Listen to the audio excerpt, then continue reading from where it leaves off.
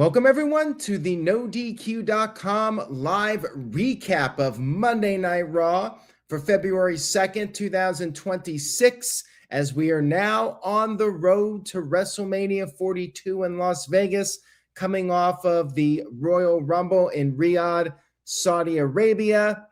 Shout out to Jeremy Dorset, who sent in a $5.86 super chat. Jeremy, I will get to your super chat at the end when I talk about the main event segment. Dave Scheffler also sent in a $5 super chat. Thank you for that, Dave. I will get to that in just a moment here. We opened up the show with Braun Breaker. No introduction, no video package, just Braun Breaker coming out to the ring. He was pissed off. He flipped over the announce desk. He grabbed the microphone. The Vision had to run down and try to calm him down.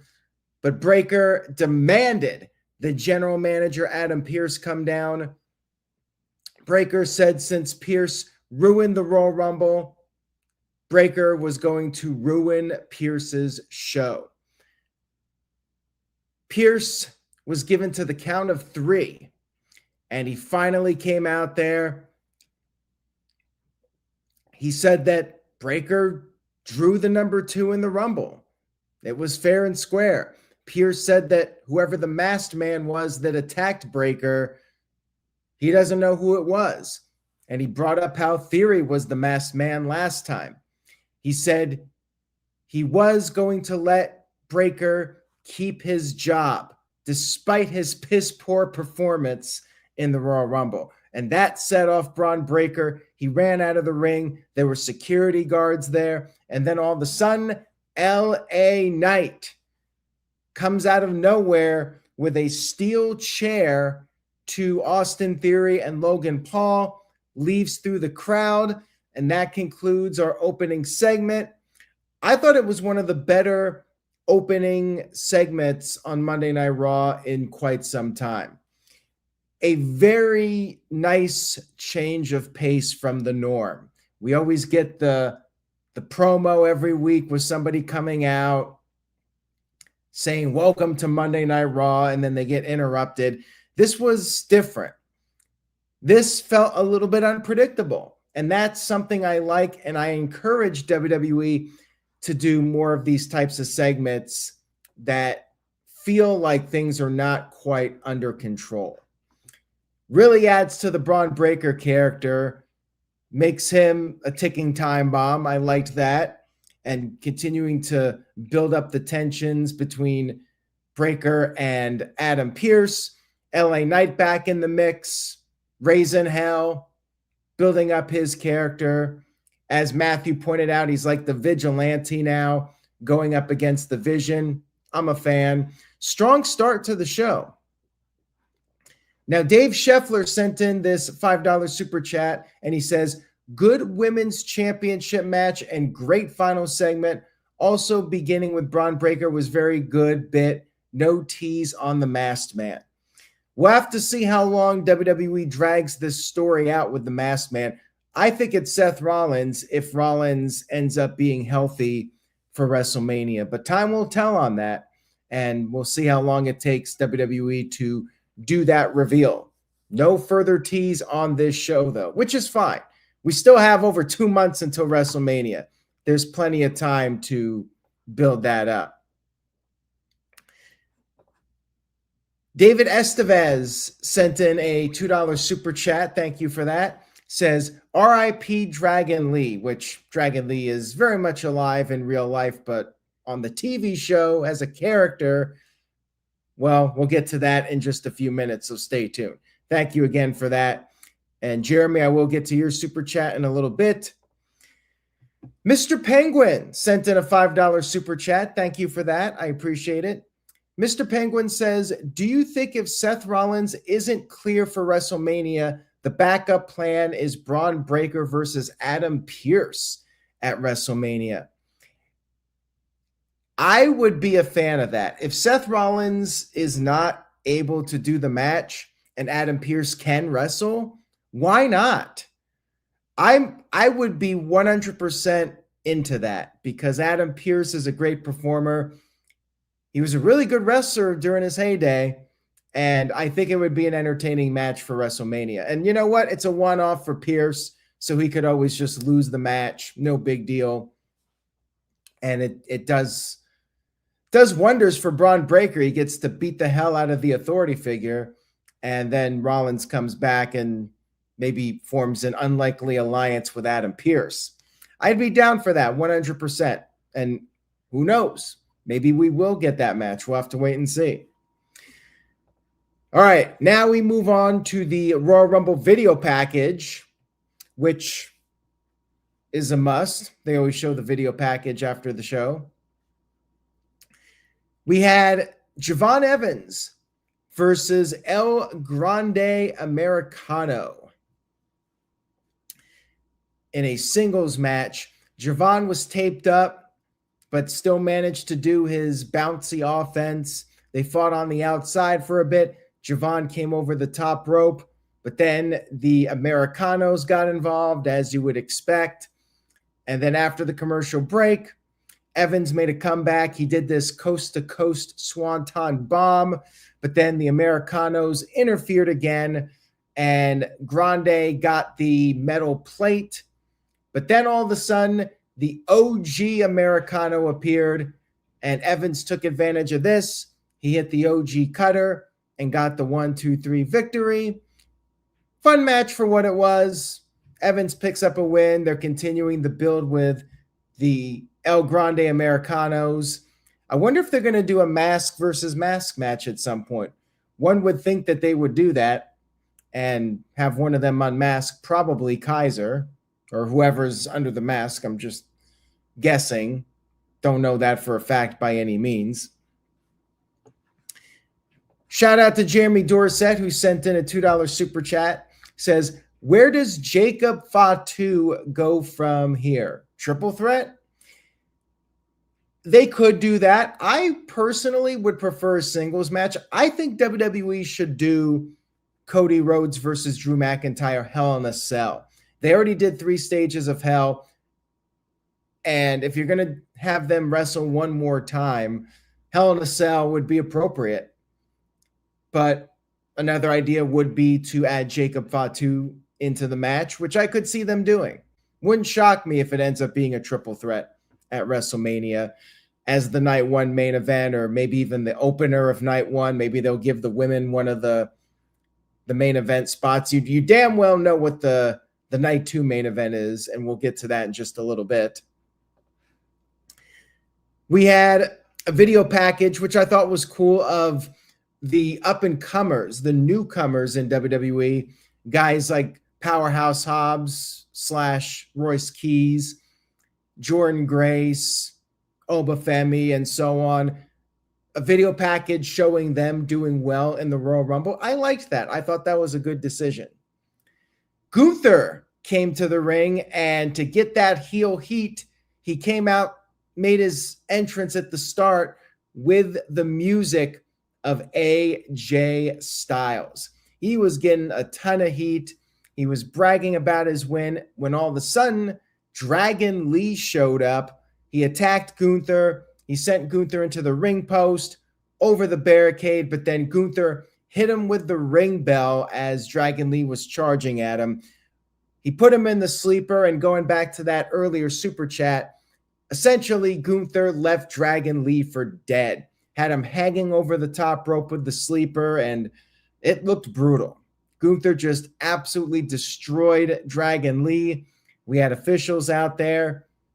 It was a short but sweet segment, continuing to build Gunther as this monster. We still don't really know what his direction is for WrestleMania, but again, WWE has like 2 months to figure it out. Backstage, Paul Heyman was trying to get Adam Pearce to make a match with Braun Breaker and LA Knight, but Pearce refused to do it. He told Heyman to escort Breaker out of the building. Breaker was furious, but Heyman was just trying to calm him down. And that was the last we saw of Braun Breaker on this show. So I guess it worked. Next up, we had the War Raiders, or the Viking Raiders, whatever they're called these days, They were scheduled for a tag team match, but instead, Oba Femi came out, and this was a little controversial. He just beat the hell out of both guys, beat up both of the War Raiders. Not even a match. He just beat up both guys and took them out, hit the fall from Grace Powerbomb, and stood tall like a dominant monster. It very much gave me vibes of when Brock Lesnar debuted and he beat up both of the Hardys. Now, there is a difference. The Hardy Boys are underdog characters, so you can let that go. With this, the Viking Raiders, the War Raiders, that's their gimmick, that they're these badasses, and they just got destroyed by Oba Femi. So it really hurts them more than when Brock Lesnar beat up the Hardy Boys, as far as I'm concerned. But at the end of the day, the goal is to make Oba Femi an absolute beast. But I think they should have just done a singles match and had Oba destroy one of the Viking Raiders, and then he could beat another Viking Raider guy the next week or something like that. I don't know. I think that might have been better than him just beating up both guys. Dave Scheffler sent in a $2 super chat. Thank you, Dave. Says, RIP War Raiders along with Dragon Lee. It's not looking good for the Viking Raiders. I will say that. Like, I don't know what their future is in WWE, but they got destroyed quite significantly on this show. But at the end of the day, some people have to do jobs, and you elevate some talent, and often it's at the expense of other talent. You can't always just do 50-50 or make somebody look really good in defeat. Sometimes you just got to have one wrestler destroying another wrestler, or in this case, two wrestlers. They're trying to build their future WrestleMania main eventer here. That's what they're doing. All right, next segment, we had a Finn Balor video package, and he said that he gives respect, but it's never returned. It's taken for granted. And he said that when it comes to getting the world title, he will do bad things. Teasing a future match with CM Punk, which is basically filler at this point, but we'll get to that later. The Bellas, Nikki and Brie, back together. Brie Mode, my favorite song of all time. The Bellas come to the ring, and they cut this brief promo, basically just saying that they're the original tag team and they want the tag team titles. And they even did the Daniel Bryan yes gesture to get the pop, and there was not much to it. Just a quick little segment. Bellas are back. They're coming for the tag titles. There you go. Backstage, Maxine Dupree hyped up her match for next week against Natty, telling the Alpha Academy and that Burt guy who's always taking his shirt off, that she was going to break Natty's ankle. I don't think that's happening. And one thing that you know is going to happen when he's on the show, this guy Burt is always going to take off his shirt. Guess he feels comfortable in his own skin, so good for him. But I don't know why this guy even has to be on this show. Is he that big of a celebrity? Come on. Maybe I'm just way out of touch. I don't know. We had Penta one-on-one with Big Bronson Reed. Power versus speed. Classic battle. Penta had the early momentum, did his dance, but then he went for a strike and missed, hit the ring post. Reed then dominated for a good portion of the match. He power slammed Penta, went for the jagged edge, but Penta was able to counter it with the backstabber. And at this point, Logan Paul and Austin Theory tried to interfere. Penta took them out, and the referee got knocked down at some point here, so there was no referee. And then Bronson Reed countered the Mexican Destroyer with the jagged edge. He came off the top with the tsunami, but there was no referee. He went outside to grab a steel chair, and then all of a sudden, LA Knight once again attacking the Vision, laying out Bronson Reed with the BFT on the chair. And then The referee recovered and started counting, and Bronson Reed got up, but did not make it back in the ring. We actually had a count out where somebody failed to beat the 10 count. I'll be damned. This is the first time I can recall in a while where somebody did not beat the 10 count. So I like the finish because they did the count out. Penta technically wins, but Bronson Reed doesn't look weak being defeated by Penta. It was a strong segment. I'm enjoying LA Knight coming out there and just beating up people. Very Stone Cold Steve Austin like vibes with him just running out, attacking people, coming out, leaving, kicking ass. I'm liking it. I'm liking LA Knight here. I feel like the numbers game will catch up with him at some point, and he might need some help. Maybe a certain guy who makes lists could help him out. We'll see. Apparently, Chris Jericho is still under AEW contract, though, so I don't know when he's going to be available, but he's still on the AEW website. He's got the Fozzy tour, and I don't know when we'll see him again, but hey, Jericho and LA Knight working together against the Vision at WrestleMania would be a fun match as far as I'm concerned. We had Dominic Mysterio. Dirty Dominic is back after being injured. He was gone for about a month or so. Crowd was into him, chanting Dirty Dom, and he said he came back to celebrate and introduce his partner, Liv Morgan. She came down to the ring. The crowd was chanting, "You deserve it." She called herself the greatest Royal Rumble winner of all time. And she said that she doesn't know who she's going to pick yet. She said she'll go to SmackDown, check out her options. And then she said that Raquel was going to become the new women's champion. She brought out Raquel, and Raquel wanted to know why Liv eliminated her. And Liv said that they both have opportunities now, and Raquel really wasn't buying it, and she told Liv to stay in the back. Stephanie Vaquer came out to face Raquel in this Philadelphia street fight. For some reason, Stephanie has new music. I don't understand why. There really wasn't anything wrong with her previous music. It was fairly generic, but it was all right. It was fine. And this song is even downgraded her music for no good reason. Match was solid. They did a few table spots in it, and it was a little rough. Like, they didn't really lay it in good with the tables. One of the tables barely broke. Actually, both of them barely broke, it seemed like. One of them was on the outside. Stephanie brought out the table, and then Raquel took advantage and power bombed him. Maybe it was just a weak power bomb. Then Raquel targeted the ankle, and they went back and forth with weapons. We had the trash cans. We had the kendo sticks. Raquel brought a bunch of chairs in the ring and gave Stephanie a fall-away slam onto the chairs. And then outside of the ring, Stephanie did the devil's kiss to Raquel on the steel steps.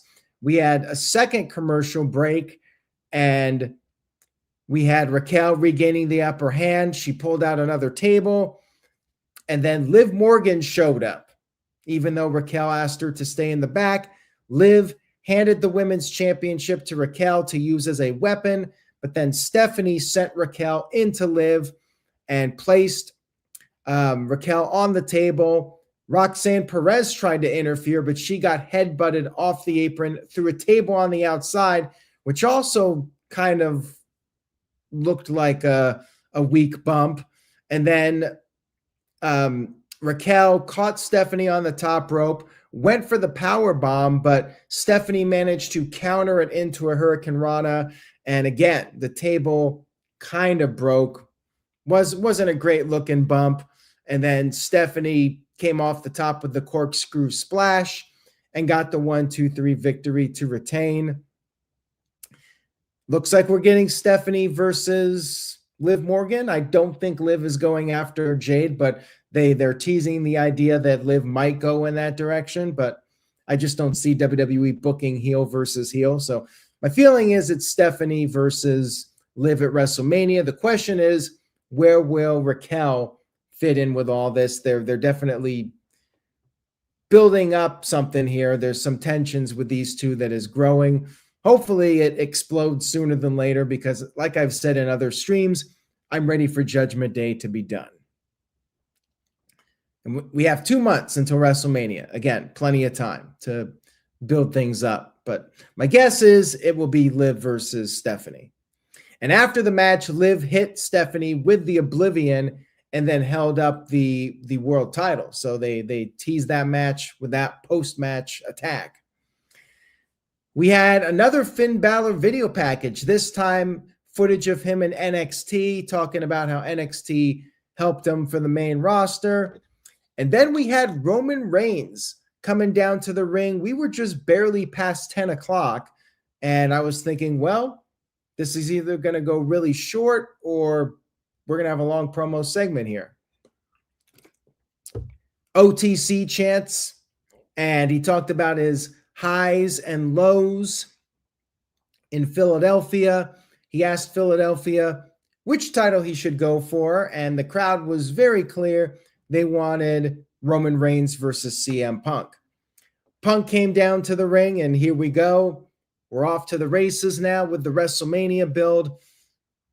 Punk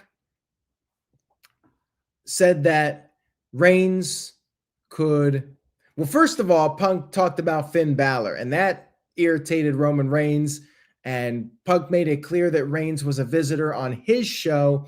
Punk surveyed the crowd, and once again, they were chanting for CM Punk, cheering him, booing McIntyre, and he said the choice is clear. However, Punk said that Reigns could always take the easy way with McIntyre. Reigns said that Drew McIntyre is like 4 times the size of CM Punk, and brought up how McIntyre had Punk crying over a bracelet. And Punk responded by saying he beat Drew McIntyre inside Hell in a Cell. And Reigns made it clear he beat Drew McIntyre for 3 years straight. But Punk noted that he had his cousins to help him. And Reigns said the cousins and the bloodline, they're the only reason Punk had a show and a company to come back to. So apparently WWE was going to go under if it wasn't for Roman Reigns. Punk then said that in actuality, Reigns held the company hostage. Mentioned how Reigns said that nobody became a big star in his absence, and this was from the Pat McAfee show, so they're playing up on that. Punk said that nobody has followed in Reigns' footsteps. If anything, Reigns followed in the footsteps of Punk by utilizing Paul Heyman. And Punk said, yeah, Reigns had a longer title run, but just because Reigns did it longer doesn't mean he did it better. And Punk said Reigns chooses to be a part-timer while Punk goes around the world and even brought the Shield into WWE. Reigns responded saying that Punk is just making the towns because he took a 10-year vacation and he learned from Punk on what not to do. He said 2 years ago, WWE asked Reigns if it was okay to bring back Punk, despite Punk trashing Reigns on Cole Cabana's podcast. He didn't say Cole Cabana, but said his best friend's podcast. And then Reigns said he was making his choice. He is picking CM Punk because he hates Punk. And at WrestleMania, Punk will acknowledge him. And we had the music playing, and that was the end of Monday Night Raw. It is official. CM Punk versus Roman Reigns in the main event of WrestleMania. And as I mentioned earlier, this is obviously the Night 2 main event. It is the main event of WrestleMania, and I'm hyped for it. They did a great job with this final promo. Reigns did really well. CM Punk is a master on the microphone, and Reigns definitely held his own. Jerry points out in the chat, no immediate graphics, so maybe there's a contract signing coming. You very well could be right. Now, getting to Jeremy's super chat from earlier, CM Punk versus Roman Reigns, night 2 at WrestleMania, Cody Rhodes winning in the Elimination Chamber, and then facing Drew McIntyre, night 1 inside Hell in a Cell. I could see that being how this plays out, although if Jacob Fatu is getting in the mix, I could see Jacob Fatu winning the Elimination Chamber, and Cody Rhodes can say he got screwed at the Royal Rumble and deserves a title match, and somehow Cody gets added to it and they make a triple threat. I just feel like Jacob Fatu doesn't really fit in anywhere else at the moment. My gut feeling is they're going to go in that direction, but if it's one-on-one, which I think a one-on-one match would be stronger, since we already saw a triple threat last year at WrestleMania, I think it would be stronger to do one-on-one and do Hell in a Cell. Somebody else had mentioned, and I think we talked about this, maybe a triple threat Hell in a Cell match at WrestleMania with Cody, McIntyre, and Jacob Fatu. I'd be down for that. Do a triple threat Hell in a Cell match. Building Nexus sent in a $2 super chat, says, what could Gunther do at WrestleMania other than Brock Lesnar? Great question. I feel like you only have a couple of realistic options. Gunther has to have a significant match. So it's either got to be Brock Lesnar, or maybe they could do Gunther versus Oba Femi. I don't know if it's too soon to put Oba Femi in that position against Gunther, but WWE should definitely keep the momentum going with Gunther, and he needs a top-tier opponent for WrestleMania. We've been wanting to see that for a while, but part of me also thinks they might save it for SummerSlam in Minneapolis and maybe even put Brock's career on the line. I mean, I guess they could do it here at WrestleMania, or they could just do the first match. Maybe Gunther wins at WrestleMania, and then Brock comes back and wants a rematch, but then Gunther says, career on the line if you want the rematch, and then they set that up for Minneapolis. Maybe that's where they go with that. We'll see. All in all, I thought Raw was a really good show this week. We got the WrestleMania main event set up. Very strong final segment, strong opening segment. Pretty good wrestling on the show, but it was more angle driven than previous weeks, which I'm always a fan of. I like when they keep the show moving at a nice pace and they have some stories and build up with characters. I like what they did with LA Knight on the show. So yeah, definitely a step in the right direction. Getting into WrestleMania season. I think I'm going to go up to an 8 for this show. I thought it was a really good, very good, maybe even a great episode on Monday Night Raw, on the road to WrestleMania, starting it off on a high note. The question is, how do they keep it fresh for the next 8 or 9 weeks, whatever it is, until WrestleMania? 9 weeks, I think. We still got a long ways to go. They're doing the Elimination Chamber matches next week, which is kind of filler. So I feel like the next few weeks might be slower paced, but then after the Chamber pay-per-view, we'll start to see things pick up again. Who knows if we even see Roman Reigns again until after the Chamber event. And yes, Virtue, it is true. I need a new Mario or Zelda game. So hopefully Nintendo will get the ball rolling on that. And speaking of Virtue, we got the No DQ review on Tuesday night, 7 p.m. Eastern, 4 p.m. Pacific, to talk about the Royal Rumble and the fallout with the WrestleMania main event being set. That will be Tuesday night at 7 p.m. Eastern. Make sure you guys tune in for that with the No DQ panel. Have a great week, everyone. Say yes to NoDQ.com, and I will see you all next time.